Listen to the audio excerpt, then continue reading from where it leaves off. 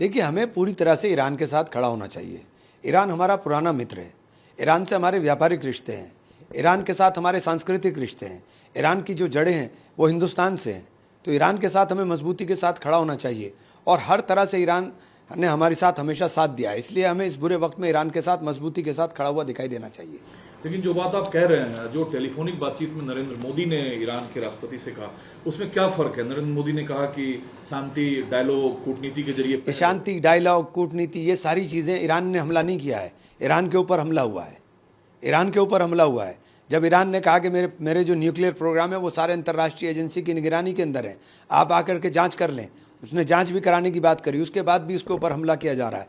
तो ये पूरी तरीके से दादागिरी है और अगर कोई दादागिरी करने का काम करता है तो उस दादागिरी के खिलाफ सबको एकजुटता के साथ जवाब देना चाहिए। इस बीच जब देख रहे हैं जिस तरीके से ईरान से भारतीय नागरिक, भारतीय छात्र सुरक्षित वापस आ रहे हैं, उसके लिए मोदी ने ईरान को धन्यवाद कहा है कि इस दौर में ईरान ने भारत को वो सुविधा मुहैया कराया ताकि हमारे नागरिक। ईरान ने तो हमेशा हमारा साथ दिया है, बुरे वक्त में हमेशा साथ रहा है, तो हमें ईरान के साथ मजबूती के साथ खड़ा होना चाहिए।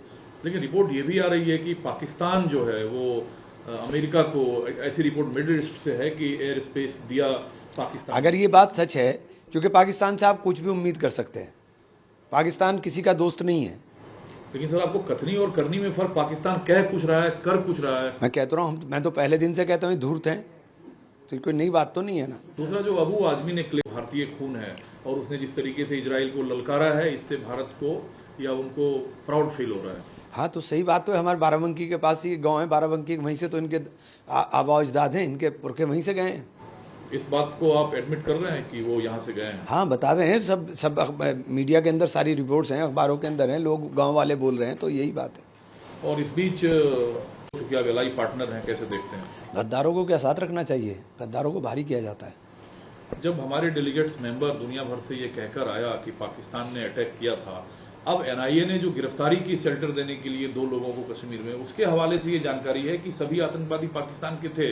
इससे भारत को क्या कूटनीतिक बढ़त मिलेगी? देखिए, पाकिस्तान के थे तो पाकिस्तान से एयरलिफ्ट होके आए थे क्या? वो कहाँ से आए और कहाँ चले गए? ढूंढिए, उनको मारिए। बेकार की बातें करने से कोई फायदा नहीं है, उनको ढूंढिए और मारिए। आप बीजेपी की आलोचना करते हैं कि नरेंद्र मोदी सरेंडर मोदी है। आज निशिकांत दुबे ने कहा कि इंदिरा गांधी ने शिमला एग्रीमेंट क्या अमेरिका के दबाव में किया था? शिमला एग्रीमेंट में तो पाकिस्तान को बांध दिया था। आपने क्या किया? इंदिरा गांधी का मुकाबला करेंगे आप? इंदिरा गांधी ने 2 टुकड़े कर दिए थे पाकिस्तान के। निक्सन ने जंगी बेड़ा भेजा था, जंगी बेड़े को उन्होंने नकार करके कहा था कि मैं अपने उसके ऊपर रहूंगी, और उन्होंने 2 टुकड़े करके हाथ में दे दिया था। आपने क्या किया?